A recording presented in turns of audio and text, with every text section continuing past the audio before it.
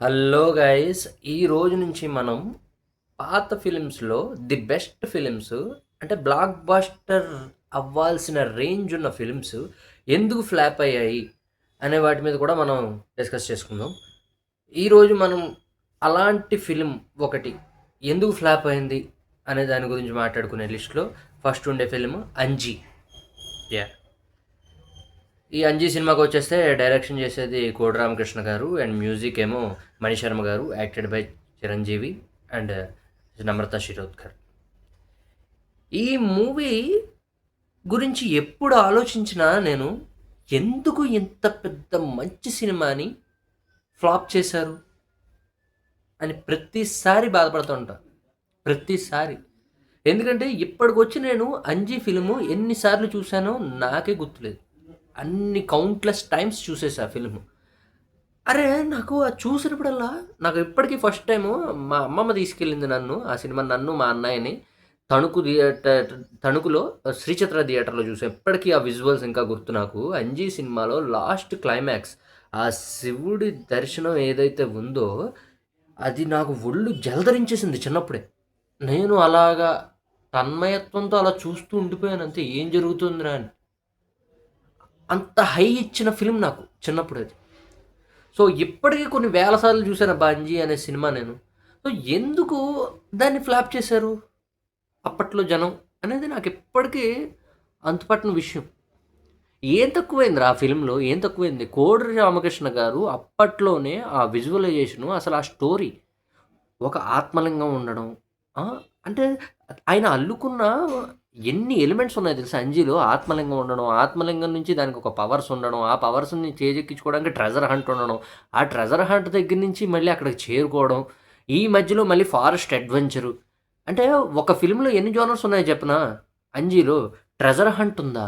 Adventurous ఉంది, mythology ఉంది, action ఉంది, కామెడీ ఉంది. అంటే ఇన్ని జోనర్స్ ఉన్నాయి. అన్ని జోనర్స్‌ని టచ్ చేశారు కోడి రామకృష్ణ గారు. ఫస్ట్ టైమ్ అసల ఆ ఆత్మలింగం డిజైనే ఎంత బావుంటదో తెలుసా? రౌండ్‌గా అది దాని వెనకాల ఉన్న స్టోరీ గాని, ఎక్సలెంట్ అంతే అసలు. అసలు ఆ థీమే హైలైట్ అసలు. ఎంత బ్యాక్‌గ్రౌండ్ వర్క్ చేసుంటారో గాని 'అంజీ' ఫిల్మ్‌కి. ట్రస్ట్ మీ గైస్ అద్భుతం అని చెప్పాలంతే. మామూలు విషయం అయితే కాదు. అంత మైండ్ బ్లోయింగ్ కాన్సెప్ట్ అనమాట అది.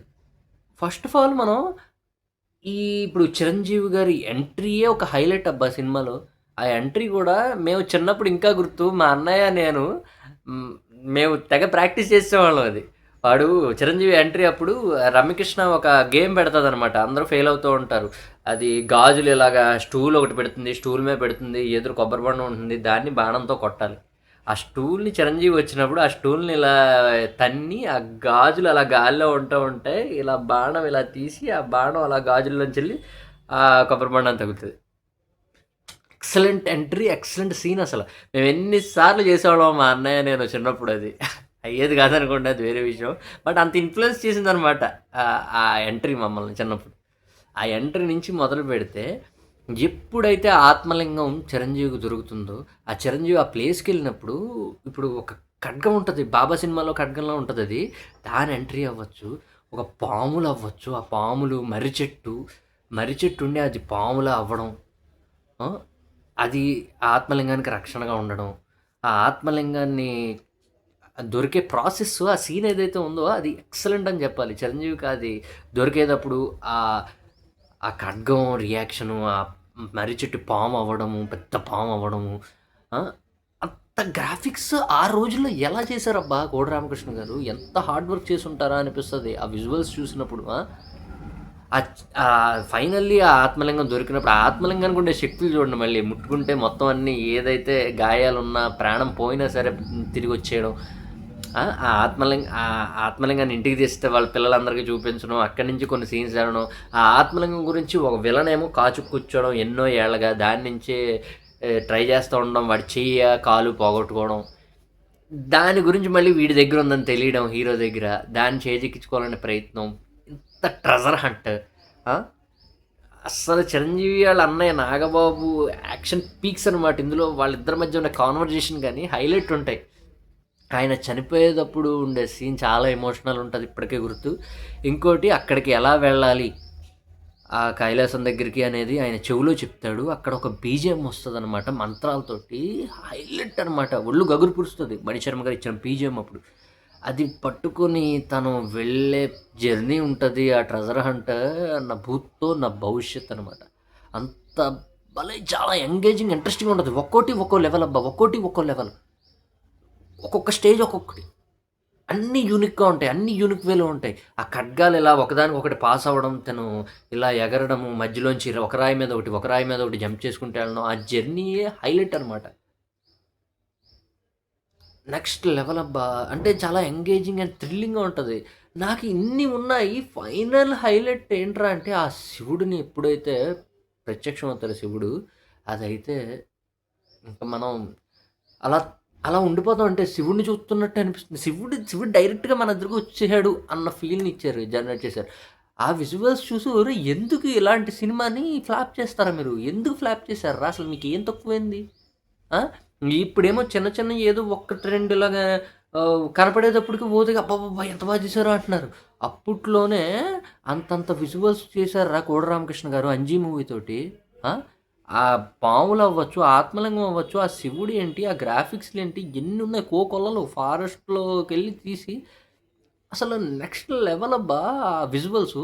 ఇప్పుడు కొన్ని కొన్ని సినిమాల్లో చిన్న చిన్నవి ఏదైనా కనపడుతున్నాయి. ఇప్పుడు ఆఫ్‌కోర్స్ 'డమరుకం' ఉంది. 'డమరుకంని' హిట్ చేసేసారు. 'డమరుకంలో' ఏముంది 1, 2 సీన్‌లు నంది సీన్ తప్ప ఏది లేదు.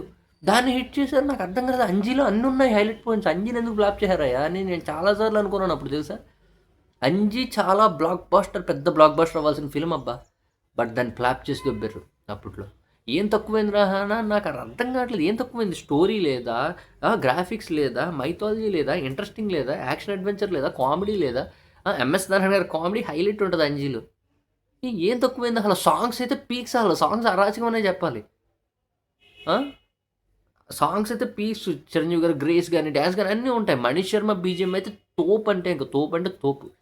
అంత ఎంగేజింగ్, ఇంట్రెస్టింగ్‌గా ఉన్న ఫిల్మ్‌ని ఫ్లాప్ చేసి దొబ్బారు. ఇప్పుడేమో చిన్న చిన్నవి అటు ఇటు అయినా సరే హిట్టు, సూపర్ హిట్ మామూలుగా లేదు. అసలు గ్రాఫిక్స్ అయ్య బాబోయ్! మామూలుగా లేదు బాబోయ్! అంటున్నారు. అంటే మనోళ్ళ విషయంలో ఏం జరుగుతుందిరా అంటే కొన్ని కొన్ని ఫిలిమ్స్ అంటే నా ఒపీనియన్ చెప్తున్నా. కొన్ని కొన్ని ఫిలిమ్స్ చాలా టూ అడ్వాన్స్ వచ్చేసాయి అబ్బా! టూ అడ్వాన్స్ వచ్చేసి మనం బాగా లో ఉండిపోయారు. మన ఆడియన్స్ బాగా లోలో ఉండిపోయి అవి టూ అడ్వాన్స్ వచ్చేయడం వల్ల పాపం వాటికి దక్కాల్సిన గౌరవం, వాటికి దక్కాల్సిన స్థాయి, వాటికి దక్కాల్సిన విజయం దక్కలేదని నా ఫీలింగ్. అందులో 'అంజీ' ఒకటి. 'అంజీ' ఫిల్మ్‌కి దక్కాల్సిన గౌరవం, దక్కాల్సిన విజయం దక్కలేదని నా ఎప్పటికీ ఫీలింగ్ అది. ఎప్పటికీ పోదు కూడా. ఎందుకంటే అంత మంచి కల్ట్ క్లాసిక్ ఫిల్మ్ అది. ఎవ్వరు ఆలోచించని చేయలేని, ఎవ్వరు థాట్ కూడా లేని అంత కొత్త ఫిల్మ్ 6 రోజుల్లోనే తీశారు 'కోడి రామకృష్ణ' గారు. అలాంటి సినిమా టూ అడ్వాన్స్ వచ్చేసింది. అదే 'అంజీ' సినిమా ట్రస్ట్ మీ ఇప్పుడొచ్చుంటే గనక రికార్డులు తిరగరాసేది. అసలు హిందీ వోళ్ళైతే పోటెత్తేసేవారు 'అంజీ' సినిమా గురించి చూడడానికి. సో, అంత విజువల్ స్పెక్టాక్యులర్ ఆ ఫిల్మ్. సో, టూ అడ్వాన్స్ వచ్చేసింది. అదే నా ఫీలింగ్. టూ అడ్వాన్స్ రావడం వల్ల మనోళ్ళకి అంత అర్థం చేసుకునే శక్తి లేకపోవడం వల్ల, అంత భారీ విజువల్స్ ఇచ్చినా కూడా దాన్ని ఎంచి, దాన్ని ఎక్కించుకునే అంత మైండ్ స్థాయి లేకపోవడం వల్ల వచ్చిన తిప్పలియన్నీ. సో, ఎందుకో 'అంజీ' ఇప్పుడొచ్చుంటే బావుండనిపించింది నాకైతే ఇప్పటికి అదే ఫీలింగు. ఇప్పటికి నేను చాలా టైమ్స్ చూస్తా 'అంజీ' ఫిల్మ్. హ్మ్. That's it guys. మీరు 'అంజీ' సినిమా చూసే ఉంటారు. అందరూ చూసే ఉంటారు. మీకెలా అనిపించిందో కింద కామెంట్ సెక్షన్‌లో కామెంట్‌లో రాయండి. నా ఫీలింగ్‌కి మీరు ఎంతవరకు ఏకీభవిస్తారు? ఎంతవరకు అగ్రీ చేస్తారనేది కూడా మీ ఫీలింగ్స్ మీరు చెప్పండి నాకు కామెంట్ సెక్షన్‌లో. నా ఫీలింగ్ అయితే మాత్రం 'అంజీ' చాలా పెద్ద సినిమా. చాలా పెద్ద హిట్ అవ్వాల్సిన సినిమా. బట్ దానికి తగిన రికగ్నైజేషన్ రాలేదు సరికదా ఫ్లాప్ చేసేసారు. సో, అది నాకు బాధగా ఉంటదంతే. మీకేమనిపించిందో చెప్పండి. So, that's it guys. By.